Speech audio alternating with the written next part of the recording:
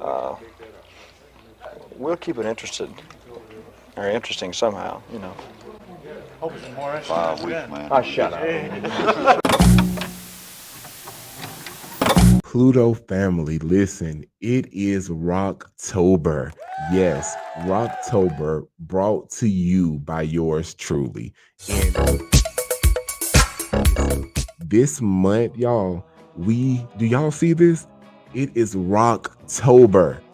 And you have to come here every single day. I want to know what you want to see during the month of Rocktober. Comment below. I promise I will get to some of you guys' requests this month. So today we have an exclusive interview from Elvis. Yes, Mr. Presley himself. This is Elvis Presley, March 31st, 1972 in Hollywood, California. I love interviews because they tell you so much about the person behind the fame.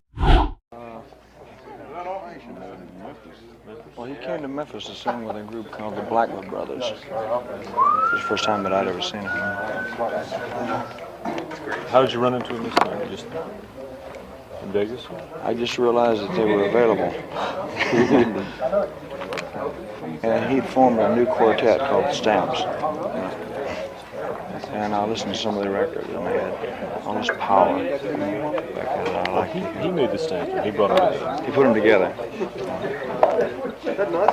One of his nephew and one's his son-in-law. The other two, I don't know where they came from. But each one of the guys individually are good, as you can see. I noticed. They all have good. See, we come from a different background. We come from the Middle West or from the West Coast. You don't hear this too much. So we don't hear this. So we see a bunch of guys, and it has a whole different kind of level of meaning to us because it's just not part of our background. Right. But like everybody comes from the same background, or is that's as much to you guys as it is to a kid in California growing up and surfing or Little League baseball. It's kind of like roots. We grew up with it, you know, from the time I can remember, like 2 years old. I grew up with this because my folks took me there. And when I got old enough, I started to sing in church. And That's how you got into singing? Well, it's one of the ways. One of the ways. You know, yeah.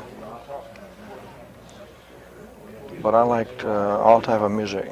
You know, when I was in high school, I had records by Mario Lanza and the Metropolitan Opera. I loved music.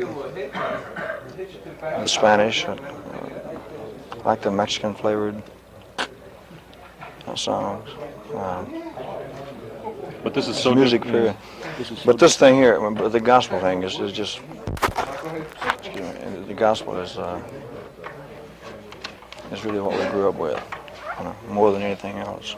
It shows in the music too, because there's a kind of, if you've seen Baptist choirs, there's a kind of intensity about it. And it's the same kind of intensity, electricity that you have on stage. And there It seems comes to be out that in almost every song. It's a kind of a Yeah, soul. like It a comes from way fantastic deep strength inside. that's inside, yeah.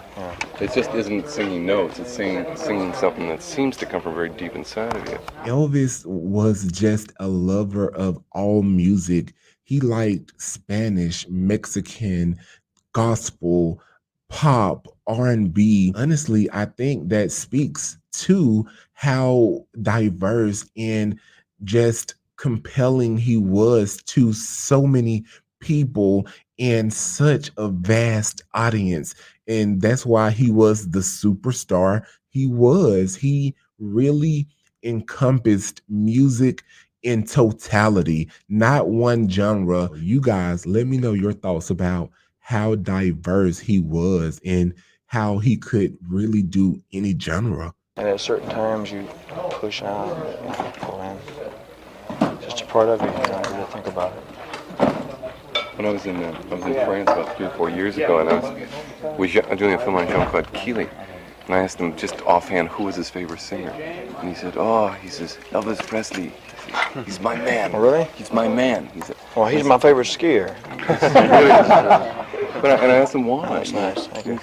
He said, but he did this whole thing. He says he has soul.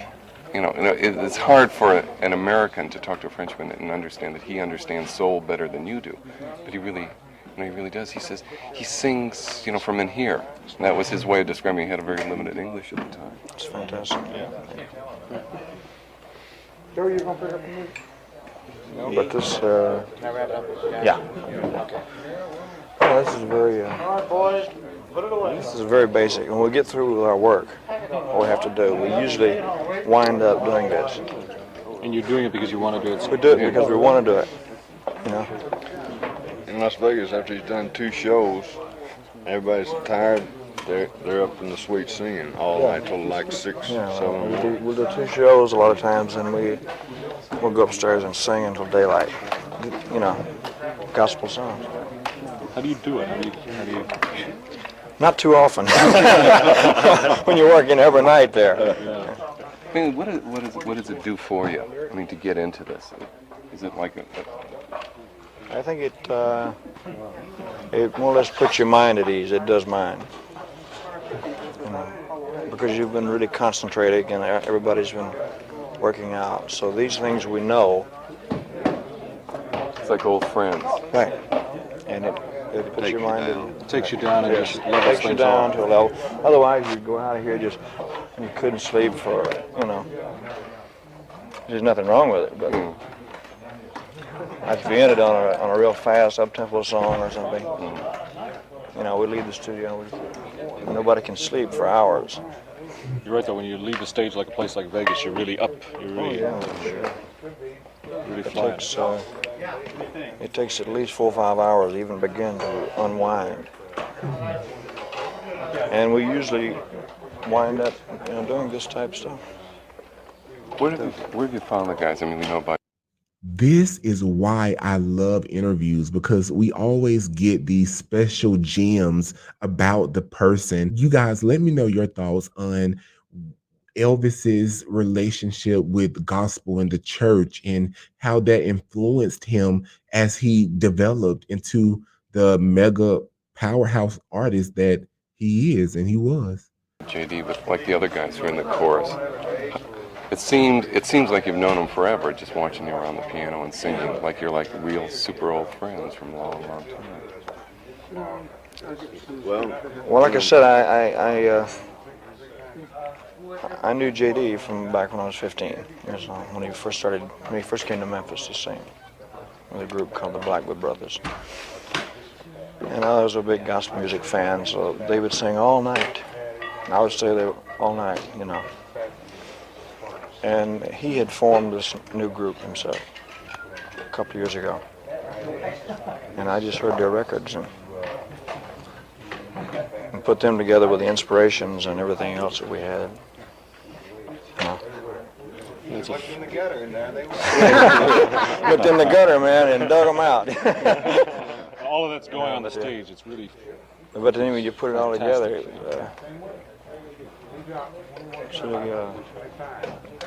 It seems to be a kind of like a relationship going on stage. It's like everybody is a friend of everybody else on stage.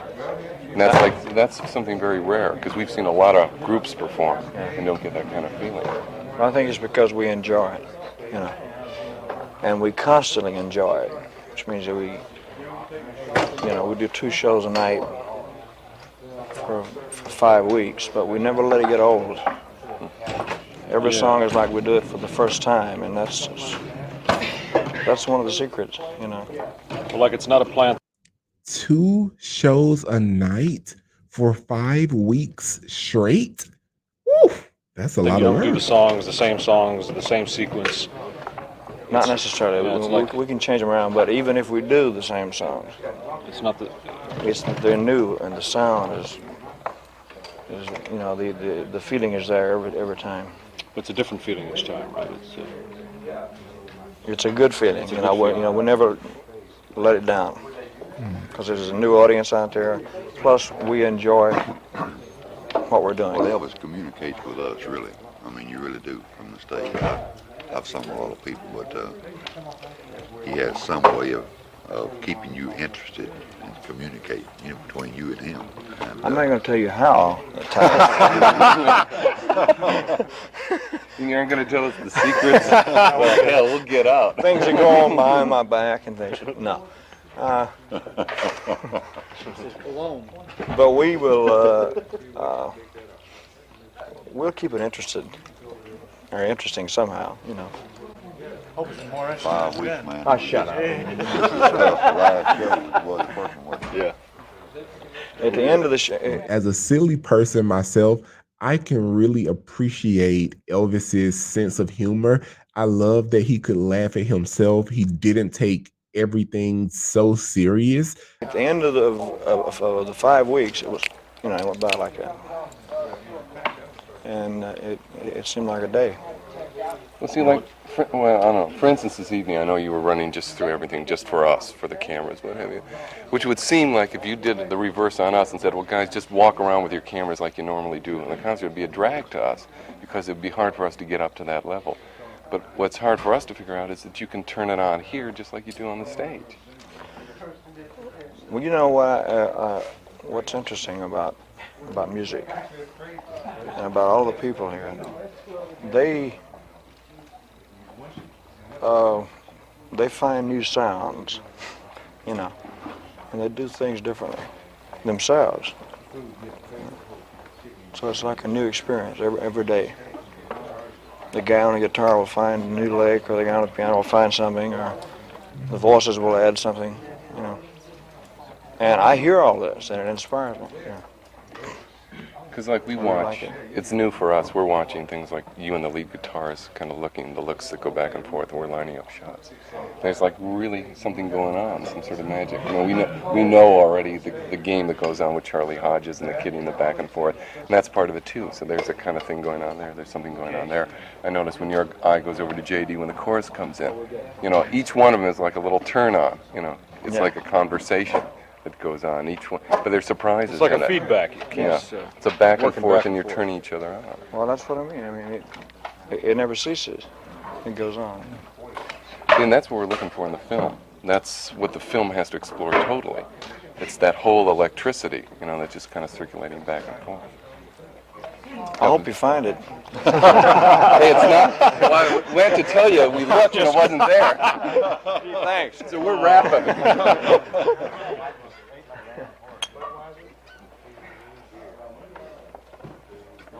Hey, let's call it a night. Got to rest up for the road.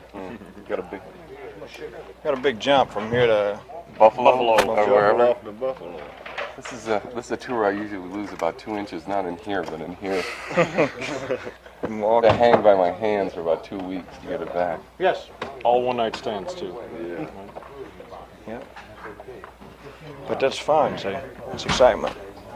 It's, Got to figure out how to get a piano in each room for these guys to sing after the show. Oh, let's go home, everybody. I think so. Enjoyed it, fellas. How's it going? This is the only beginning of I think, a really enjoyable experience. Thank you. We'll do our best. I know you will. We'll try and do ours. Now, you're supposed to say, I know you will. See, and then, No then we're all comment. cool. No comment. Okay. We're even. Good night.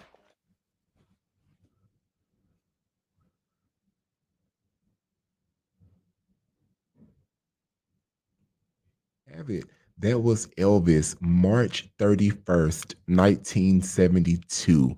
You guys, listen, I don't know about y'all, but I really enjoy interviews. I mean, I think you really gain so many gems and a deeper understanding of the people you love and admire. And so, listen, this interview for me, this interview for me was no different. I really enjoyed seeing and hearing Elvis's personality and how humorous, how charismatic, and how just confident he was. Listen, I can go on and on and on. I really enjoyed this interview. I hope you guys did as well. Remember, this is Rocktober. I will see you guys back here. Yes, here tomorrow. We are dropping a video every day this month.